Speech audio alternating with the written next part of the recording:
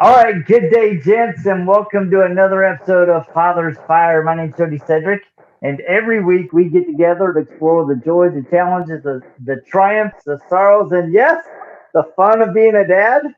And I'm super excited today because I got a guy that I've been following on Instagram for a super long time.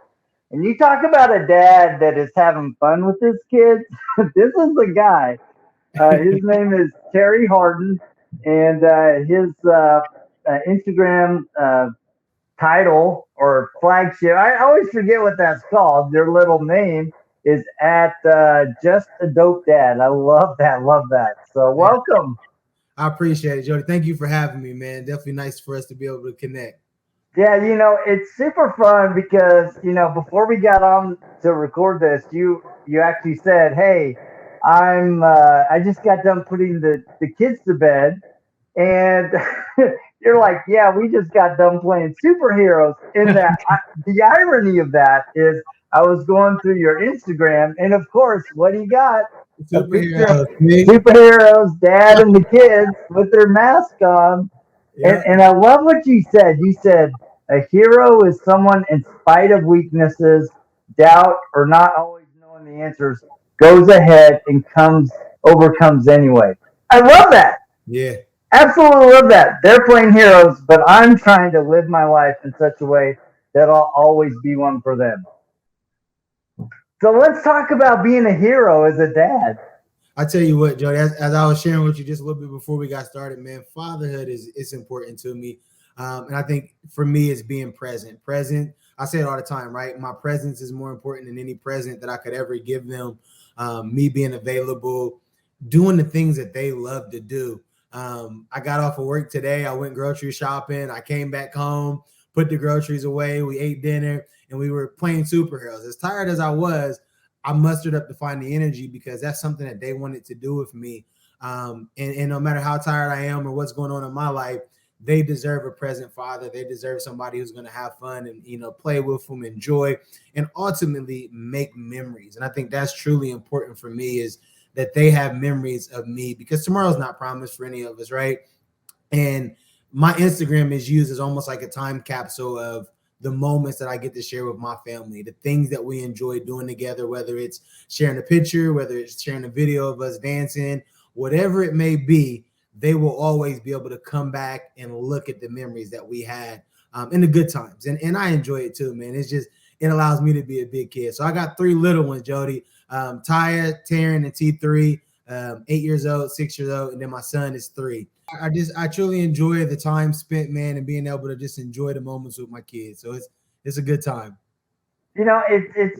It's amazing and it's fun to see, right? Because we hear so much in the media, and there's such a strong narrative of missing fathers, absent fathers, just dud fathers that aren't doing anything. They're not doing child support, but there really are good men out there doing the best they can, trying to create those memories, trying to create an impact on their kids. And I think a lot of times men look at themselves and go, I didn't have a good father figure. I'm from a broken home. I don't even know how to begin to be a good dad. And I'm like, you know what? Just be present. Man, Be you said it. I every mean, aspect of their life. that is it. I mean, I don't care how much money you got in your pocket. Your kids do not care. They'd rather have a dad be there and be present, man. So I tell you what, as you talk about the absent fathers and stuff like that, I could not imagine being away from my kids or not spending time and looking at their smiles and all of that. To me, that's priceless. And some of the best moments we have are not us out spending money shopping. It's us in the house, like you just saw, playing masks. Those were some Amazon masks and capes that we threw on. And I was the Hawk. I'm running around and Hawk smashing and picking them up. And to see them light up, I mean, cracking up, smiling, and daddy, do me, pick me up next. And it's like, those are the moments that they're priceless. So it's the presence of being there and creating those memories and having fun to me are worth it, more than anything money could buy. Yeah, it's interesting because I reflect on both my experience with my dad and also my experience as a dad. And I can remember my dad, he used to always, like, he would lay on the ground and then put us on his feet and shoot us up in the air as high as he could get his shoulders so we could be airplanes. And we would do that for hours. I'm sure he was just tired, right? But But listen we to would you. do, Look how much you light up remembering those moments, right? That just oh shows yeah. it was important. Yeah, and we used to go water skiing every Saturday. And, I remember, my dad would always go on camping trips, when I was in scouts and stuff. He'd be the dad that would go with us. And, it's funny because I remember the things that we did together and how he made me feel. And I think a lot of times dads are so consumed about doing the right thing instead of just making their kids feel loved. That's it. And you just said it, man, making them feel love. But I think it's also important for me is to saying it.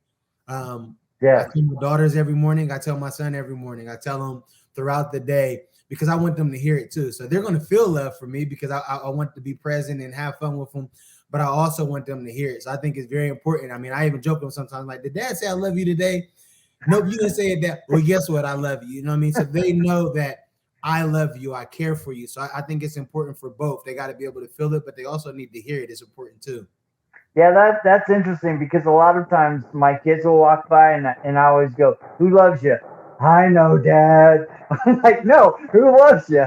I know, Dad. You do. It's like, I've just tried to really imprint that in them. And as I traveled, because I used to travel quite a bit, I still travel considerable, but my kids are older, right?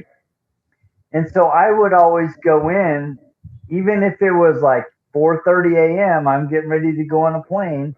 I would go and kiss every one of our kids and say I love you. And our two adopted kids, I would always say I love you.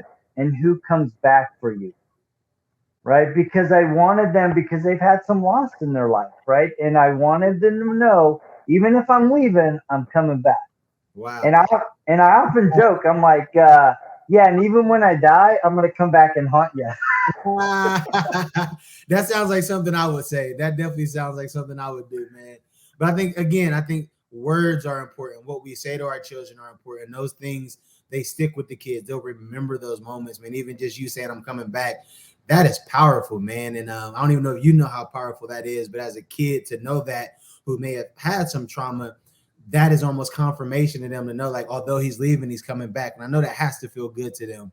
Yeah, I've just tried to really reinforce that, and it's an adventure. I think a lot of times we look at the Instagram reel, right, and you can see.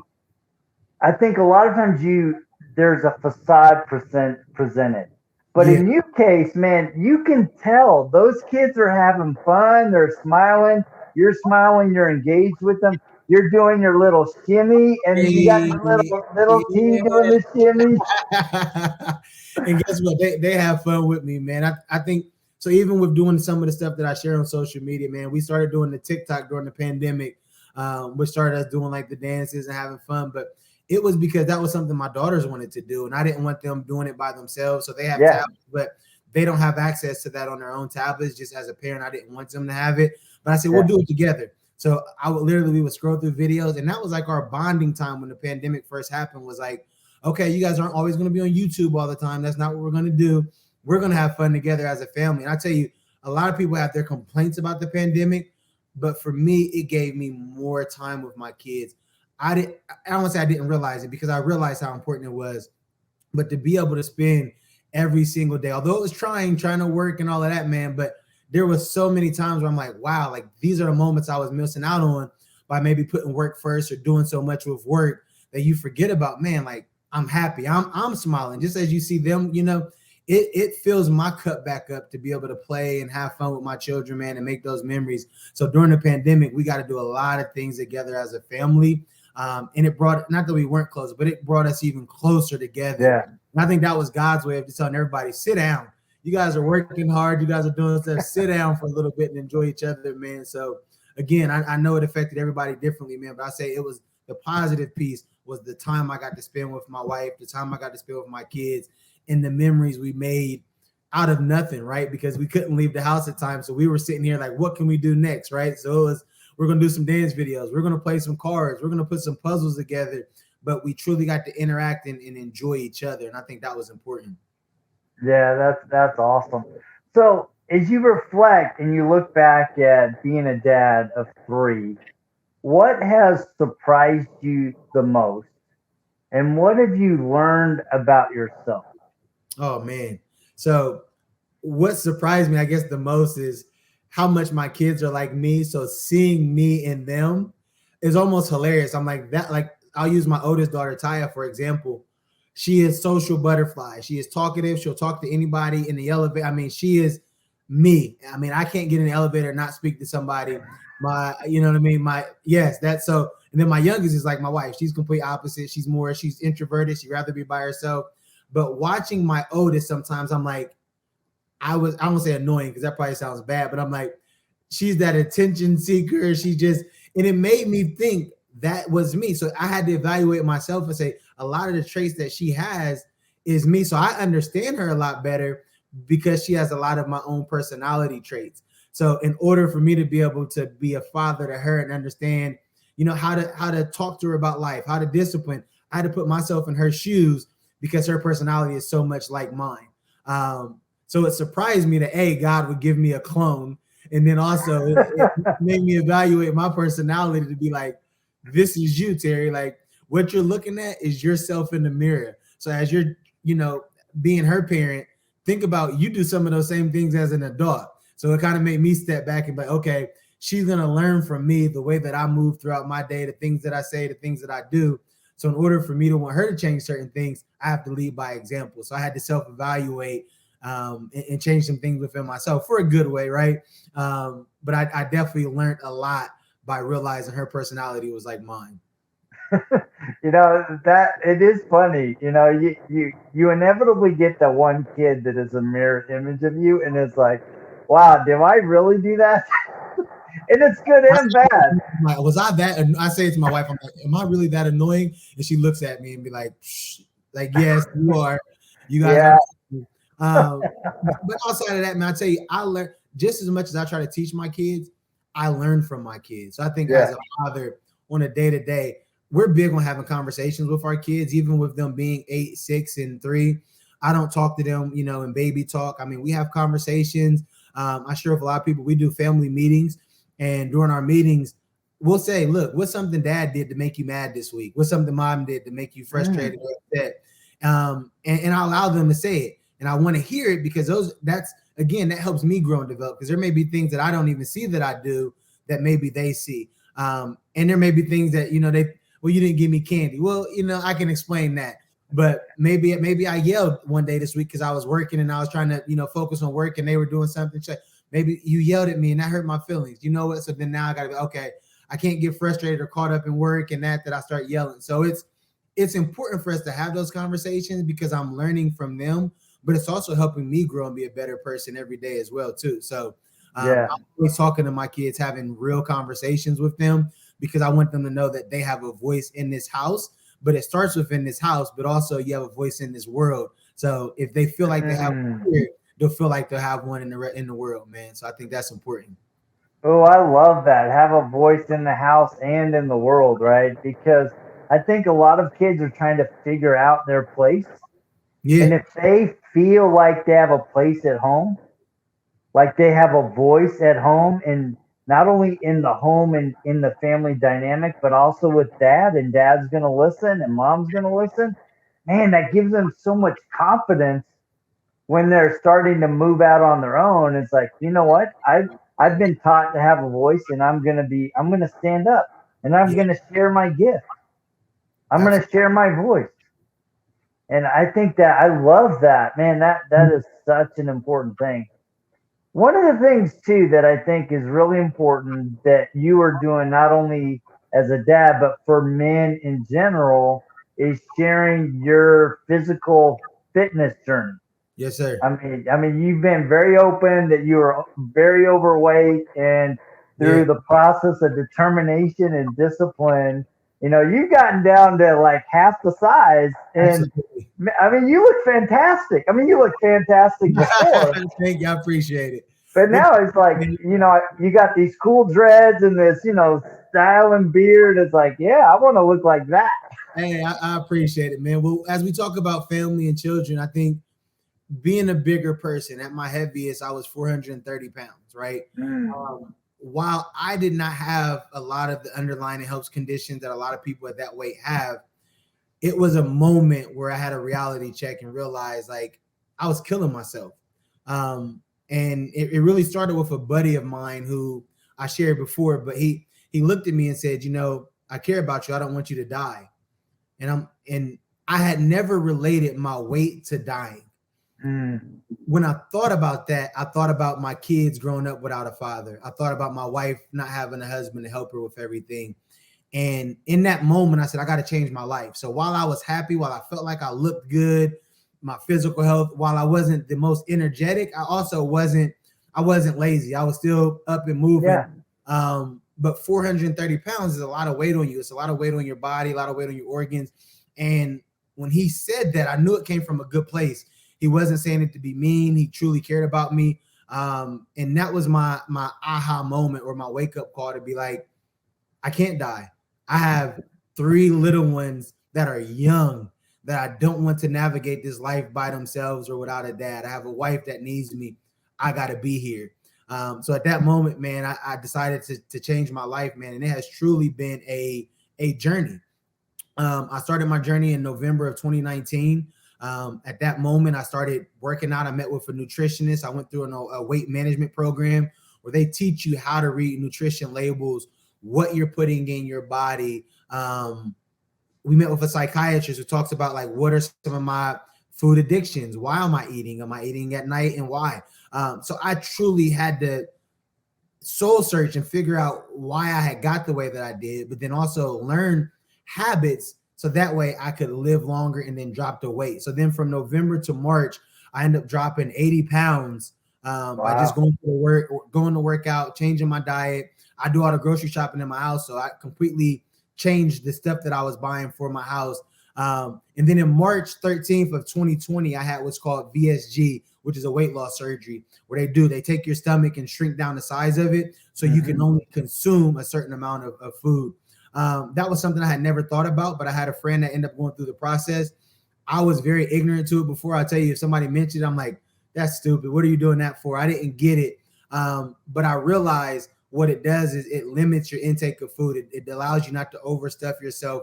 And it's a tool. I mean, there's people that have done it and they've gotten back up to their normal size because your stomach can still stretch as skin. But if you Yeah. change your habits, it's a good jump start. So from November to March, I dropped 80. And then from March until now, it's been almost 2 years. It'll be 2 years in March. I'm down 195 pounds total. So That's it's awesome. changing, man. I've been able to maintain and keep it off. But it's my why. It's thinking about my family that needs me, man. And I tell people all the time, my journey is bigger than me. My purpose is bigger than me. So if I'm gonna be here, I want to be here, be the best me, the healthiest me. I don't like to say diet, man. I completely changed the way I just look Yeah. at food, view food. And that doesn't mean I can't eat things that I enjoy. I love cookies. I'm still going to eat cookies, right? But I'm going to do it in moderation. I'm still going to work out. I'm still going to watch my labels. So like almost every time I go to eat something now, I'm looking, okay, what is this? Because I'm knowledgeable of it now. And they say when you know better, you do better. So now that I know better, I'm going to do better. But I'm also not going to just do better for myself. I'm going to do better for my family and make sure that they know and they have the tools to be successful and healthy so they can live and be around for a long time as well. Well, and there's so much power in having a why. I mean, when you at the core go, I'm going to change because of this, whether it's my internal desire to get healthy or it's my internal desire to combine that with being healthy for my kids so that I can enjoy them and live life, until you get that why, that motivation that just drives you. And I think we often really get focused on, I need to be motivated. No, you need to couple your motivation with knowledge and discipline and changing your life, right? You have to become both physically and mentally and spiritually and emotionally a different person if you want to make the changes that you're aspiring for. Can I jump in? Because you said spiritually, Please. and that's a word that I'm so grateful you just said, man. While my why is my family, I also couldn't do it without the prayer. I mean, I'm a man of faith, and God helped get me here too. So while I give credit to my why and the things that I went through, it's also my faith and my belief in God that I felt like that helped me, because I prayed, God, get me through this, right? Because I knew that I needed to be around. So it was so important to me to have a conversation with God. So when people talk about, I get DMs all the time, where people are like, what motivates you? What is, yes, it's my family. They're my why, but it's also, is God brought me here to have a purpose. And I am just now in my life figuring that out. And it's to be a positive light. It's to showcase, again, my life is not perfect. So if you're watching my Instagram and all of that, and you're thinking it's perfect, it's not. But what I don't want to do is be negative. So if I can be a positive light in a world that does have a lot of negativity, then I'm doing my part. If I can help uplift, inspire, and motivate people on a day to day to be a better father, to be a better husband, to be better with their health, I am now doing what God has called me to do. And I'm purpose driven now to continue to keep doing it. So I can't fall off, because if I fall off, I'm not only letting my family down, but I'm letting God down now that I know my gift. Yeah, I love that because I think a lot of times we struggle with our purpose. And I just recently finished the Audible book Will by Will Smith. And I'm telling you, that book has impacted me. I have copious notes of his experience. And one of the things that he talked about purpose. And we all know that desire is what you want. And I've always taken the attitude and the position that the purpose is what's driving me. It's what's motivating. It's the assignment that's pulling me somewhere, right? And so it makes it, when I'm purpose driven, I'm able to move through challenging times with greater ease and with greater, tenacity. Um, but he said something that's really made me rethink purpose. He said purpose is the flowering of who you are. Mm, And when I think about that, I think about, wow. a plant. When you plant a seed, it's covered in darkness, it's weighted down by the soil, and it has to work. It has to break the outer shell, and it has to work just to break through the ground. And then once it hits that sun, it's it's not even done yet, right? It's still got to grow into a full grown plant. It has to have its stems, and then it has to produce a bud. And Wow. then it flowers into something beautiful. And I think a lot of times we look at ourselves and we go, we just want to be the flower, negating the fact that we have to go through this process of growth, of blossoming, of becoming the father and husband and the man that we're aspiring to be. But it doesn't come without struggle and Woo. pain. And when you break through that sun, right? I think a lot of men, they get out in the sun and they're like, I've made it. But sometimes the heat is so strong and the challenges in our life that we shrivel and we retreat instead of fighting to become more.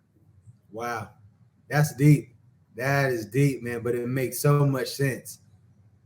I Yeah, like that. I really, I've really contemplated that, and I'm like, all right, what am I becoming? What am I, what process of, that I'm going through, is it helping me become better? Am I flowering into something that God needs me to be and that I'm yearning to be? well, you know what I had to stop doing is to your point, right? Being like, I want to be this, I'm now going through that process. So when I talk about purpose and doing it, for me, it's, I can't think about, am I just have to live in my day to day and know that I'm Hmm. making an impact and doing what I'm supposed to be doing. And while yes, we should have goals and want to be, this and that, I want to live in the moment and allow really God to use me on a day to day. And if we're walking in our faith, if we're doing what we're supposed to be doing on a day to day, we're learning, we're growing, we're inspiring, we're helping people. We are, to your point, we're in that process. We're in that flowering process. Now, will I ever know that I'm now in that flower or that bud? I don't know. And I think for a lot of us, I mean, you look at success of famous people, right? Even when they so-called make it, they still may not be the flower. They still will have challenges and stuff to go through. And that's life. I think, to your point, our whole life is that process. Our whole life is us trying to bloom, and we bloom at different times, where we may have one bud come and then we may shrivel back up, right? But then we get enough water and then we continue to bloom and we get back brought to life. So there's so many different stages of that as you were talking, I'm just like, it's a process. And I think it's a never ending process.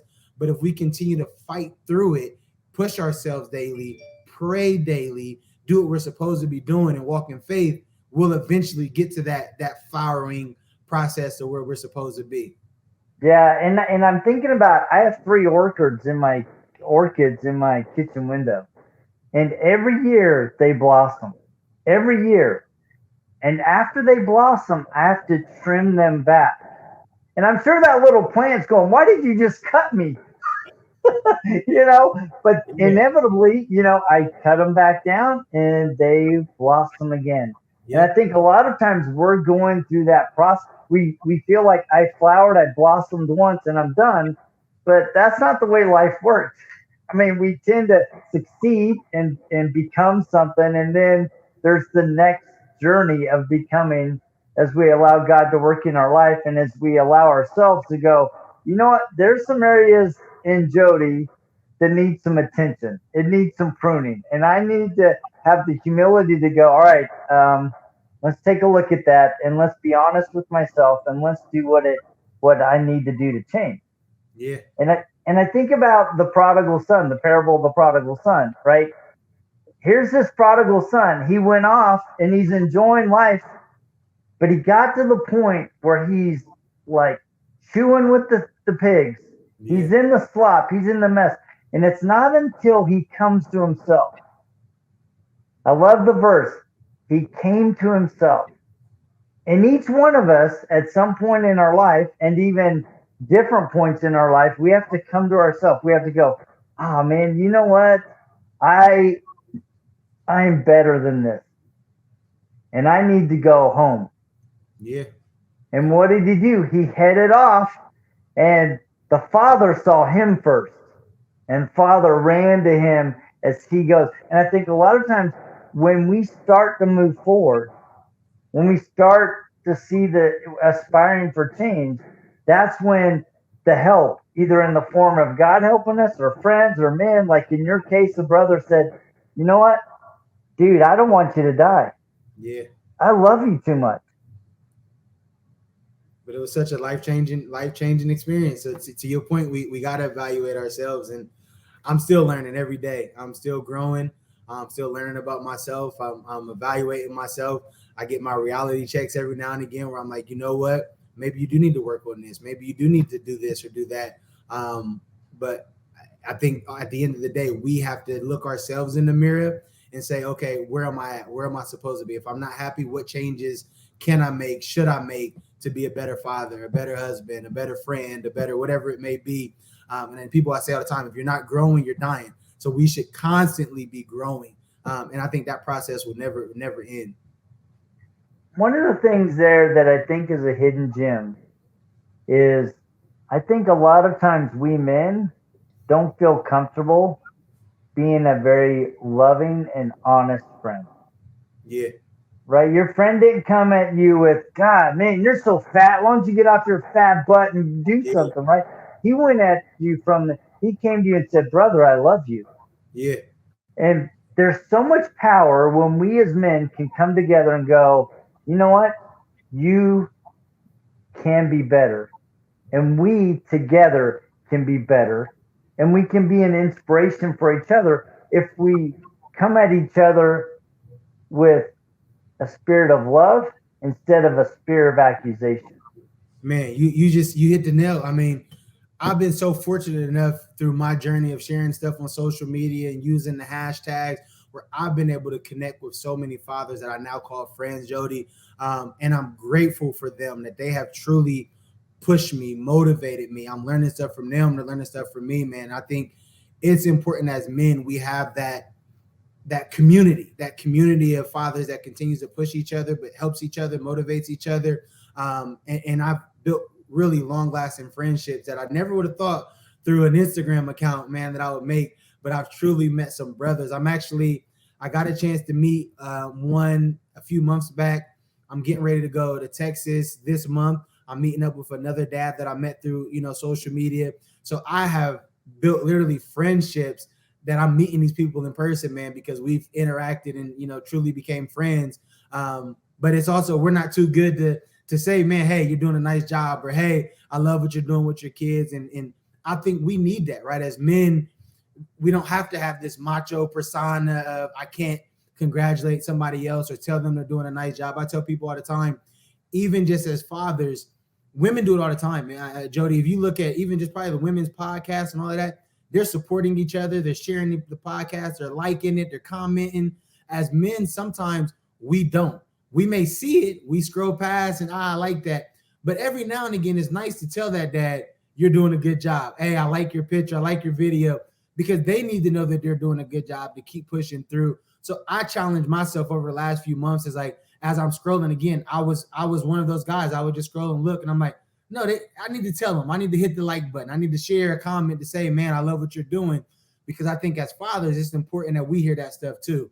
And again, as I talk about growing, that's something I challenge myself to do, because I was not doing as much. I may have DM'd them it, but like, I want to make sure I'm doing better with encouraging other fathers to say, keep inspiring. That's my hashtag. If you ever see me do anything, I constantly will say, keep inspiring. What you're doing is inspiring. Whether it's one person or 100 people, you're inspiring. I see you being a great father. I see you being a great husband. Like, keep inspiring. Keep doing what you're doing, because you're doing a good job. Because that day could have been the last day that they're like, you know what, I'm not posting no more. Nobody cares. Nobody. But that one comment could be that comment that they just needed to push them to keep going, man. So I try to think about that stuff whenever I can.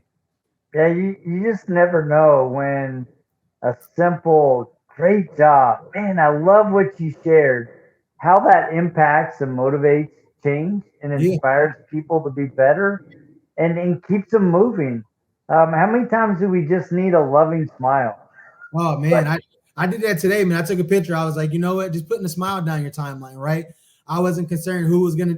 Somebody needed to see that. I don't know who, but I felt like, you know what?